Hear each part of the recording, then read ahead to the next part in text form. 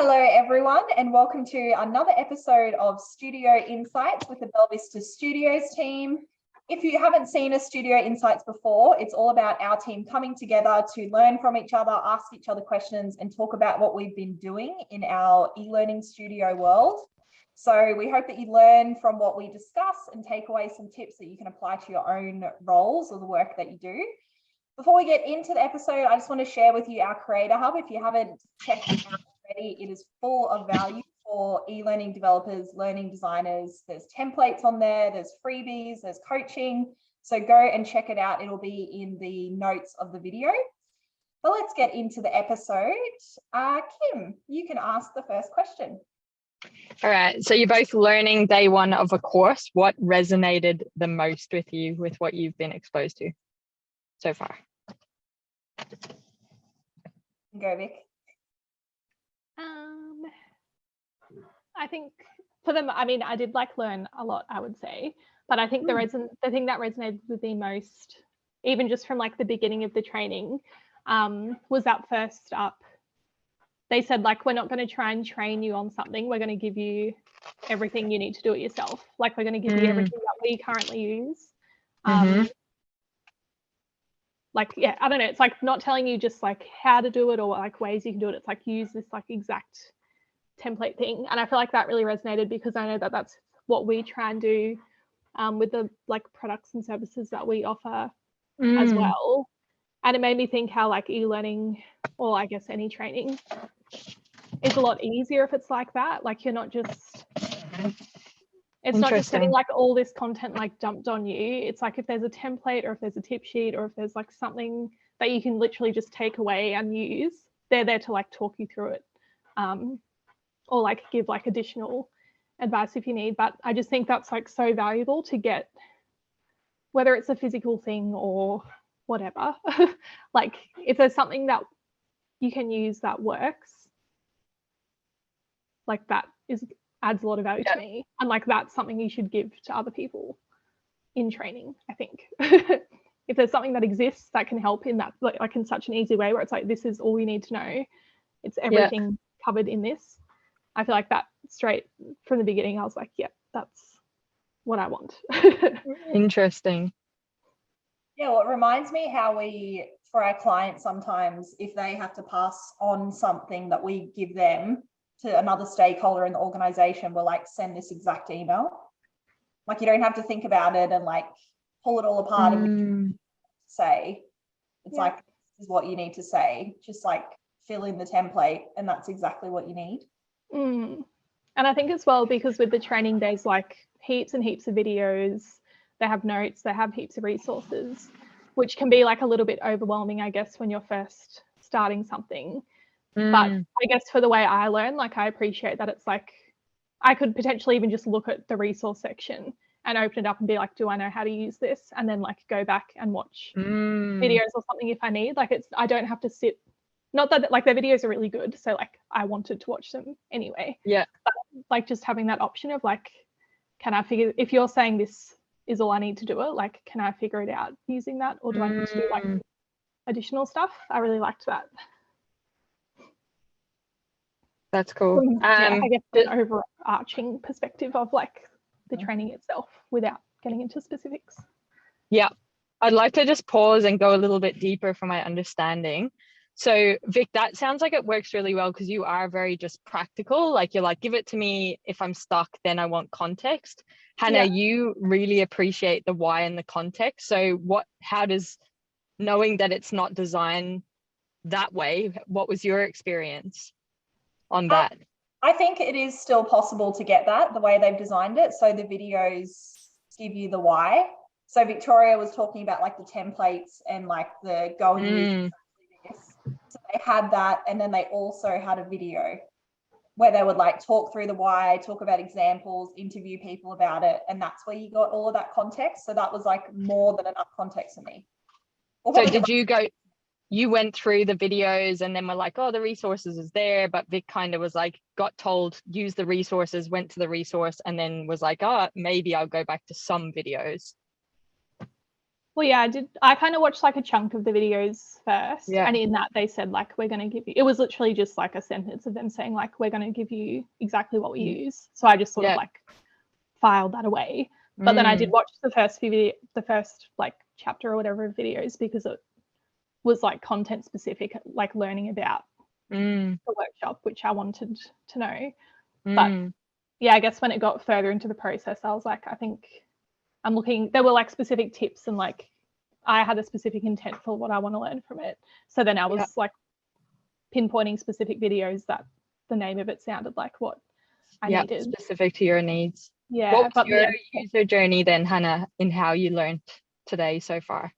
For me, like I loved watching the videos because I am someone that loves to like hear the background of it and like what it's like in the real world and stories and everything. So I listened, most of the time I spent listening to videos and I was just like taking notes, like takeaways that I could use. And it happened a lot. Like if I was listening to the videos and I was like, there is literally nothing I'm going to apply, that I'd stop. But there was so many like little tips, even if they were like talking about how to run a sprint, for example. Like I could relate that to how we run our workshops and be like, I could do this for our workshop. Like that works for what we do, and I could like compare the two. Yeah, so I found interesting. like really useful. Even though it was a different process, the advice was like on point for what we do. Yeah. Cool. What resonated with you, Hannah, so far? I think another thing that they did really well, even with like the intro email, they give you like either, like we were saying, like either a long version, so it'd be like text that covers absolutely every single part of it, gives examples and everything. And then there'd be like I actually don't know what it stands for, but it was like TLDR, like a condensed version. And they'd put like just like 3 dot points that literally told you everything that was covered in like the 300 words of text above it. So you could either like get really in depth with it, or you could just read like the 3 dot points and be like, all right, that's like what it's trying to communicate. So I thought it was really good. They had that under the videos too. Sorry, I'll just they did have that under like some of the videos. So like I used that instead of the videos for some. And it was only if I didn't understand one of their like summary points, I would look for it in the video. Sorry to jump in, but just I appreciate all of this. This is cool. Yeah. What else? I really liked like the personality as well that came out in the videos. Like I felt like I was actually in a room with them. The way they were like talking to you, it wasn't like being in a lecture or like someone talking at you. It was almost like a conversational technique that they had when they spoke to you. I felt like they were actually training me like in person, which was really cool. In terms of like some of the things I actually learnt content wise, do you want to do that or more? Yeah, go tips now. Go to your tips. Yeah. So we looked at like a remote design sprint as well. So it was talking about how to run workshops remotely. And some of the things that came from that was they're saying when you're running a workshop remotely, you need to like give so much more energy than what you would in person, because you've got like that like in-person connection, and you can see like body language, and you have like the breaks to like have chats with them and build rapport. So they were saying like it's going to feel weird, but like 10x your energy and like over exaggerate your excitement to keep people like engaged when they're watching the workshop. Another thing was like it's really useful, I think, to have people like on screen. So when you have participants come to a workshop, like to have their video on so you can like connect with them, you can see if someone's thinking, you can read their body language. So they were saying to like pre-warn workshop participants that it would be great for them to have their video on, because some people might be like, I'm in my pajamas, or like I didn't wear makeup and I don't feel comfortable. But if you let them know in advance, then everyone is like expected to be on camera, and I think that improves it. Yeah.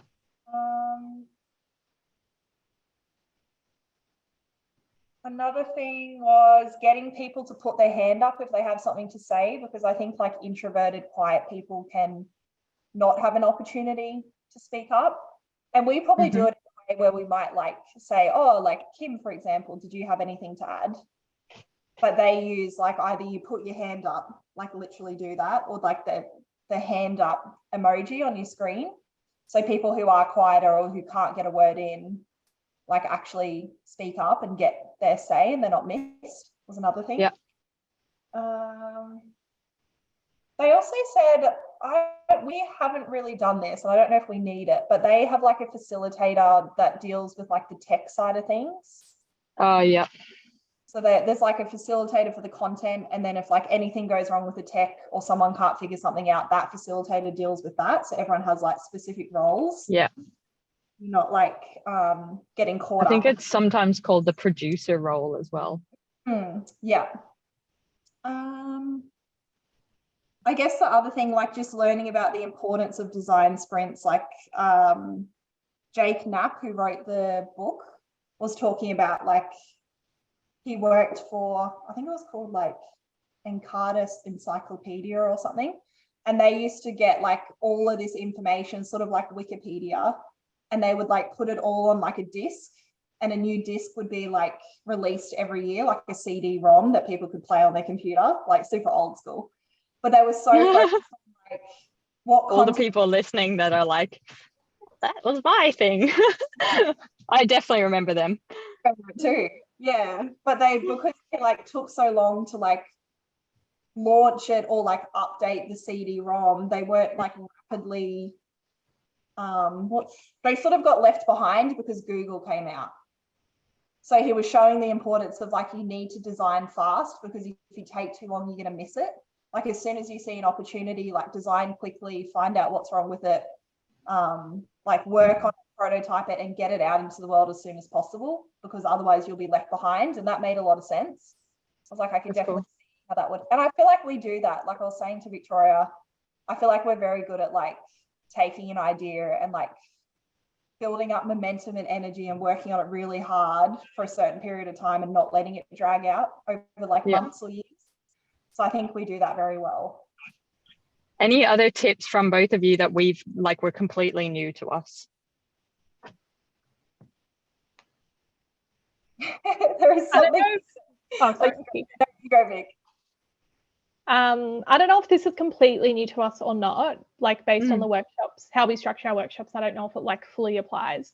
But one of the things I thought was interesting was they said you should always end each, like if you're going on a break, or if it's like, I guess for the full, I think it's more of like if you're going on breaks or for how you structure your day, like before you finish, you want to end on a high. So you want to have like fully achieved something, whether it's like a certain goal, like don't leave things like half done, like make sure it's like sense of achievement, like motivated to come back. But I think I don't know fully, like I'm sure that's something you've probably considered. I don't know if that fully works in with like how our workshops run anyway, because it's like it's a set period of time.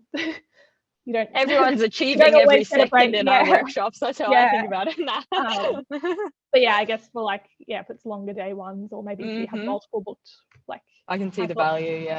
And the other thing was they said playing music. They play music at their workshops, even if it's remote. They'll play it, like they'll share their audio, which I thought was interesting. And I don't. I'm like interested to see how it would play out, because they said it's good, like it takes some of the pressure off like the silence, and it puts people in the right mood and that. But then I know like an important part of workshops can be the silence, like but if there's music, people might not get to that like I don't know, little bit of like uncomfortableness where they're like, I'm just going to say something, like if there's music, I don't know. So I'd be interested to see how that gets used, but they're probably the two things that stood out to me. I think the music one is interesting because it's a good thing for like breaks and stuff, like toilet break, that sort of where you're not thinking. But I know the minute, if I don't have silence for thinking, like if I'm participating in an activity, I cannot get there because I'm distracted, whereas I need like pure silence for like, genius level thinking. Otherwise you're just getting like, oh, brain fart. Cool. Thank you. Other new things? Last one, maybe. Don't want to hog all the time. It was this process where I think it sort of like combines our creative conversation and our discovery workshop, but it's a different way of doing it. I thought it was really cool. So you get the expert in the workshop, which is like the person that knows most about the topic that you're trying to solve. And you do an expert interview. So you as a facilitator interview them and ask like, what are the challenges that you're seeing? It's all around like the challenges that you have and like what's not working. Yeah. And as the experts answering those questions, the other participants in the room are writing down like how might we questions in response to the challenges they bring up. So they say like their example was like a laundry service. And they were saying like people don't realize that we don't just do dry cleaning, we actually wash clothes. And then so everyone listening would be like, how might we show people that we do all clothes and not just dry cleaning? And then once everyone's written down there, how might we, it goes up on the wall and basically they prioritize which ones they want to focus on. And that helps them like get into the mode of like what they're solving. So yeah, to me, it's sort of like our creative conversation and discovery workshop, but it's done like in the moment and combined a little bit, I think. Yeah, so that was cool. Okay, if I can just have 1 more minute total, is that all right? Yeah. Okay, if you each were to individually say, we need to improve this about Belvista Studios based on what you learned now, what is the one action you would recommend we take? Whether it's you individually or us as a team.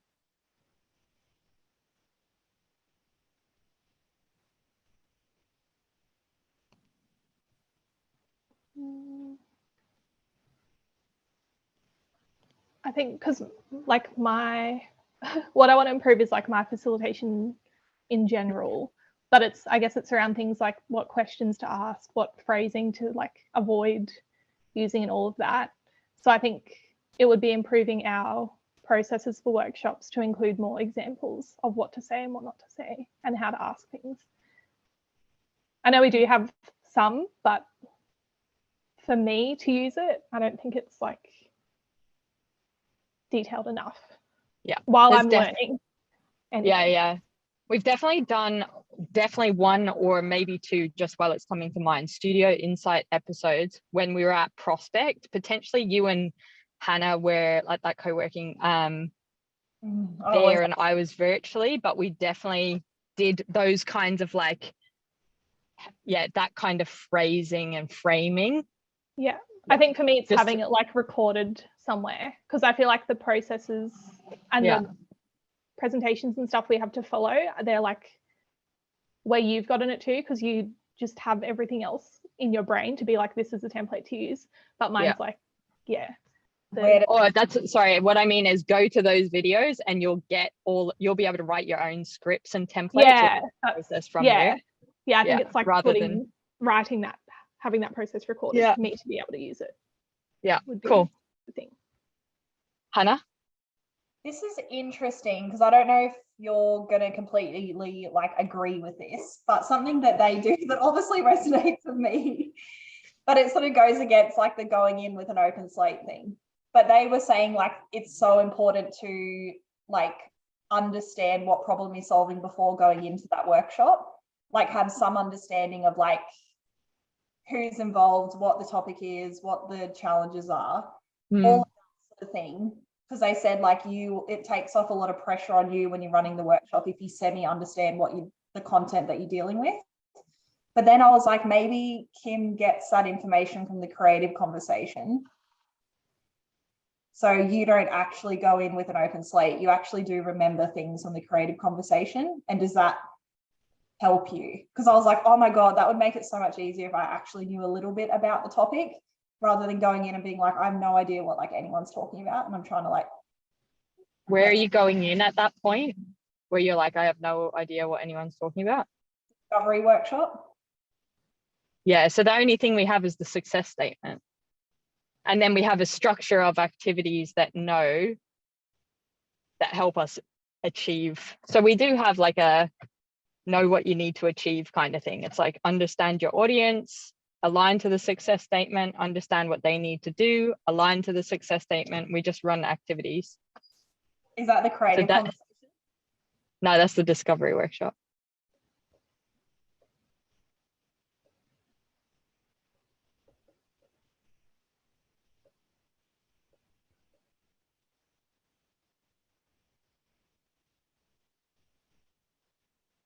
This is a long silence. But I think Hannah is frozen. No, she actually is frozen, but it looks so like she's like fully thinking. That was funny. Cool. Thank you for sharing. Do you have a question for me, Vic, or should we wait? It could have been for either of you, but I can just ask you. Okay. Oh, she's come back in now. Not ideal. Sorry about that. No, that's all right. Poor timing. Just write down the time so you can snip that if you want. Yes. Okay. It went into awkward. It really looked like you were thinking for ages. That's why. Yeah. I didn't know. Yeah, like I feel like you go into the discovery workshop and you create the success statement with them. Like you don't have any of that context. No, I do already. I've already have the context. That's why I go in with a draft success statement. And I'm just saying, is this what you told me in the last workshop? Okay, so you do have that context. Yeah. The creative conversation gives you the context to then go, this is the problem we're trying to solve. Okay, now we've got activities to solve that problem. Let's do the activities. Yeah. Okay, that's fine then. We don't need to change that then. I just didn't fully know that. The only other thing, but I don't think anyone will agree either, is they were talking about the importance of like good microphone. Because they're like, there's nothing worse than being in a workshop and like someone's glitchy or their voice is like Tim Canny and you're listening to it for hours. Like it's like not enjoyable. And like listening to their videos, like they had crisp audio and I was just like, oh, it's so nice. Like I was so like consumed in it. So that's probably another thing. Okay, thank you. I've used a lot of time. Oh, good. All right. Well, good questions. Vic, would you like to ask your question? Yes, I'll ask you both, but we can maybe try and do it like rapid fire if you want. So I did like my first ID review recently. And I know there was definitely some gaps for me in like the process that I was using Okay. for how to like fully review it from start to finish, basically. But Kim, I know that you brought up like something you always check. I think this was it. I don't know if I've got it exactly, but was like to ask yourself, does every sentence meet the success statement? Was that what it was?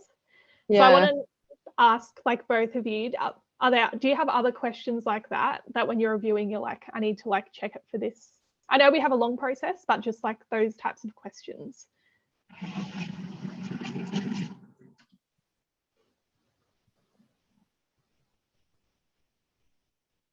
I'm just thinking through a couple of scenarios in my head to find common questions.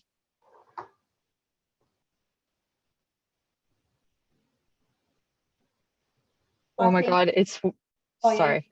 No, you go. No, you go. Okay, real quick. I think if there's like an action or something that you want people to do, I ask myself, would I know what to do or would I have what I need to do, what it's asking me to do? Because every time I ask that, I'm like, oh my gosh, they probably need this link and like there's all these other things I don't consider. So like actually test it yourself. It's a good one. I asked that as well. What do I need to do to achieve my next steps? Honestly, what's coming up for me is like literally what we've just designed. Yeah. And it is because I've been thinking, how do we simplify that now that we have like the extended version? And it's basically, what does success look like? And am I meeting that with every sentence, every word, every action? Is it helping get closer or further away? Is it need to know? No, don't go into that detail, but basically like, am I hitting success? Yes or no? The next one is, what do I know? What do I not know? And it's just that cycle continuously until there is no more, until it's all, I know all of this and it does all help me meet the success statement. That's how you get there. What's the problem I'm trying to solve is the other way of asking, does it help me meet my success statement? They're the same question. And you see that, you saw that play out when I was doing the graphic design with you guys. I'm like, what's success? And success right now is get this font applied on the new design, get that color applied on the new design. What else did we change there? What does that impact? Like, it's the same thing. Yeah, that's all I can say. Yeah. Okay, thank you. And the success statement, or the what is the problem we're trying to solve, just to share, it comes up in different, I don't know the right word, I'm using complex words, modality. So for example, yes, it might be a project goal. It might be a style guide with the colors, the fonts, all of that. It might be a learning objective on a screen. It might be the action I need someone to take after reading my email. So what does success look like? What do I know? What do I not know? Keep going. And then would I know what to do if I received it?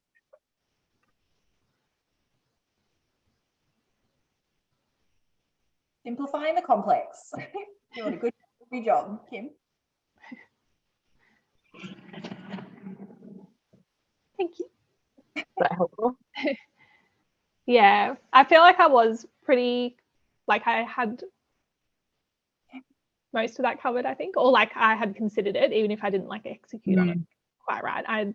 But yeah, I'll definitely remember the sentence one specifically, because that was something I did. Like I would kind of look at something overall, like a slide overall or a resource overall, and be like, yeah, that meets that, but not like every single sentence, every word. I didn't go to that level, I wouldn't say. Yeah, working together, sorry, Hannah, just to close off what Vic just said there as well. And you both will think about it in the next, like the last couple of days working together on that specific project, you can see even the questions I'm asking you to validate back to me is getting you to do that thinking. And I was like, it's like, does it flow? Is it getting you from one sentence to the next? Are those two things saying the same thing? Okay, is that what you're saying there? It's not quite right in the wording. How do I word it differently, but still achieve the same intent? So how do I say it more simply, but still make sure that I'm covering the thing, the big long sentence, sort of more simply or whatever. Yeah. Over to you, Hannah. Oh, sorry, to close out, it takes fucking time. Like, it takes time to do it right. But it's it. You, Hannah. Yeah, no, I've just been reflecting. For me, like, I don't know if it's every single sentence, because I think there has to be like, but I think you may have just explained that.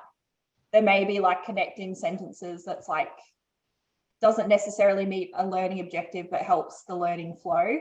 Or it might be like, it keeps people engaged and like invokes some sort of emotion, and then you move on to like the learning objective content. But even that emotion or that thing is intentional towards a learning objective. Like everything's intentional. It's not just like, oh my God, like I've now like, I don't know, this is like a very out there, like not that we've done this, but I'm just thinking, you've just read a kid's storybook to a child and it's all about fantasy and fairies. So you're all inspired, and then you start telling your story in that way, and you start to go and create this whole story. But it's very ego driven. It's very self driven, because you're just like, I'm inspired by a story and I want to share the story. But it's like, does that actually add value to the problem you're trying to solve for the other person? So yes, you can put emotion, you can put story, and you can put creative writing in there, but it's not self-serving. It must serve the intention of the needs of the person that is receiving your email, your storyboard, your learning experience. Yeah, so it's like, for example, if you need them to understand the why, and to help them understand the why, you want them to feel emotional, then you can have a sentence that makes someone feel emotional, because that guides them into understanding why it's important. And then they can learn what they need to, because they're engaged. Yeah. Yeah, that makes sense. Good question, Vic. Good question. All right, we haven't got much time left, but I'll just quickly ask my question. So mine was, you recently attended Victoria a look and feel meeting with a client. I was just wanting to know, like, what were your top takeaways that you learned from like sharing a look and feel with a client or a stakeholder? Like project. I don't remember. From the design perspective, Hannah, or facilitating that kind of conversation? I think like for anyone, like if I had to go and take a look and feel to a client, like what tips do you have for me to like keep the project moving? So I'd like get approval or move it forward. I guess the first step for me was definitely like preparing for it, so that I was clear on like my intent for everything going into the meeting, because then I knew that when it was done, I'd have what I needed. So like Kim helped me map out a little plan thing for it, for like how it was going to be structured, the kinds of questions to ask or not ask, how you can like get clear on what the client wants. If they give feedback that's like a bit airy-fairy, or like I'm not sure what the next step, like what action I would take is. So yeah, I guess not everyone would need it, but like I needed a bit of help figuring out the language around those types of things. But like if your goal is to get it approved, like you need to find out in that meeting what needs to change or what action needs to be taken for it to get approved. So even if like I didn't do the updates live or anything, but they gave me feedback and I said, so if I change this, would you, like if I change this one thing you've brought up from this to this, would it be approved? So even if it's not like I didn't get the actual approval in that, like that's a good like question. setting me up for approval, if that makes sense. Like it was sort of approved, but like even though they didn't see the finished design, I knew what I needed to do, and they knew like what to expect as well. So I think it was really just like like you've got to be really like specific with the language you use. And if they say like I don't like this, whatever, this image or this design or like a specific part of it, one good tip for that is like asking them to show an example of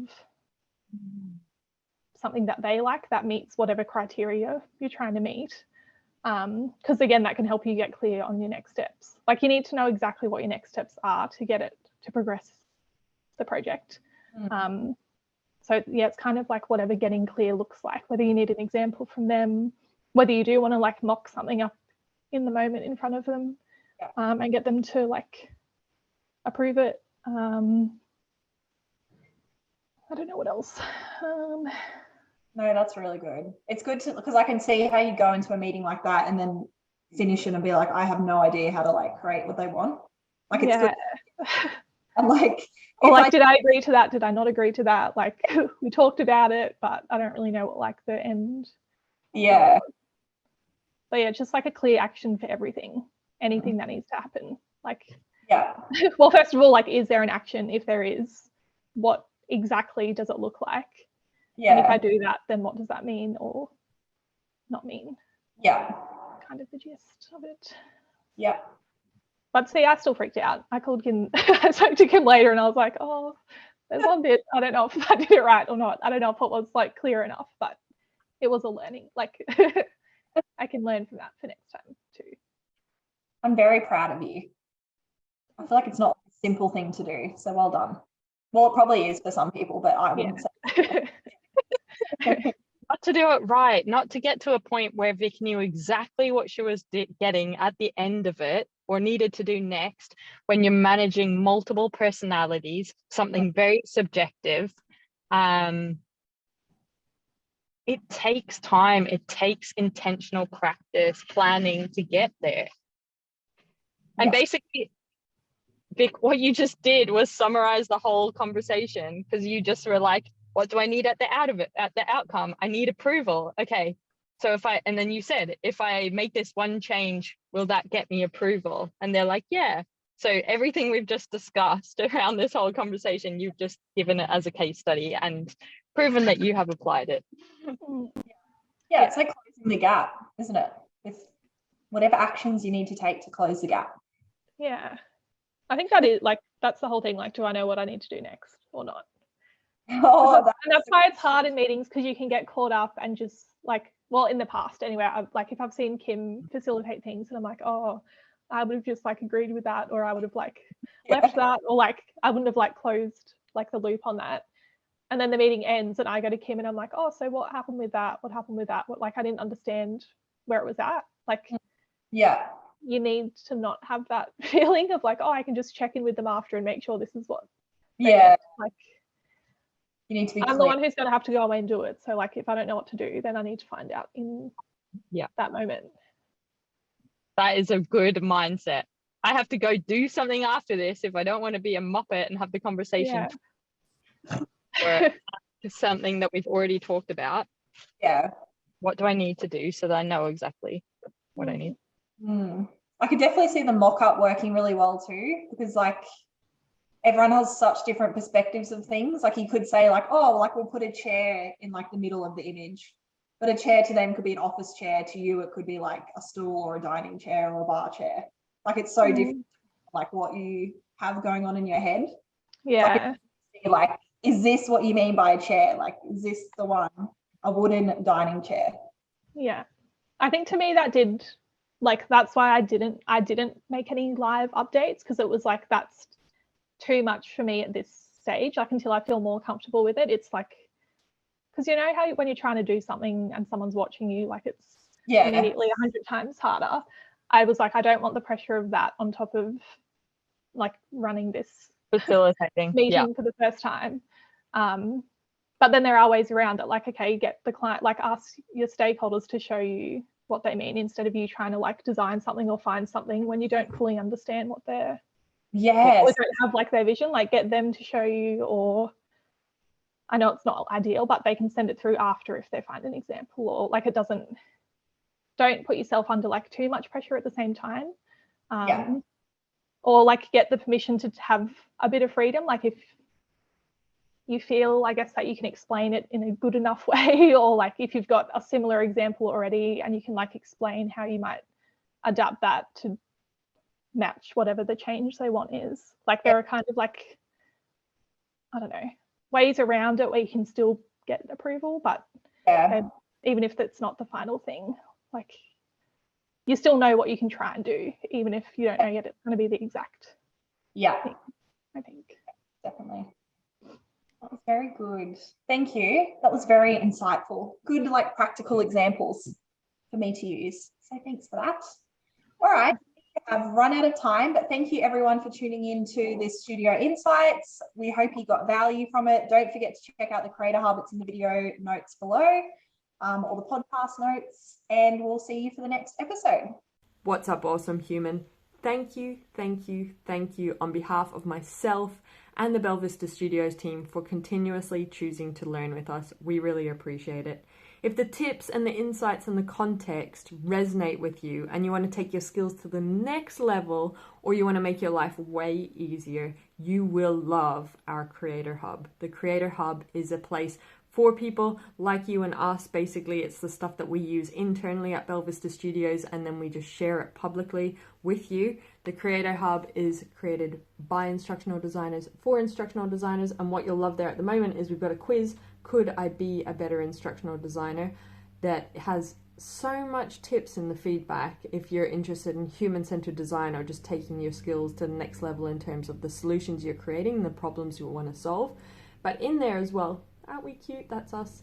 But we've got the coaching courses, freebies, give us gratitude, and also we've got some templates. And basically they're always around the lens of learning experience design, instructional design, and e-learning. So a human-centered design focus is very much what we're about at Belvista Studios. So putting your learners at the heart of a solution and creating something for their needs. So there's the human-centered design stuff, and then we've also got the business stuff. So this is the stuff they don't teach you about when you want to become a freelancer or a consultant in the instructional design world. So go check it out. The link is in the description. You can check out everything that is available for you. Thank you for choosing to learn with us.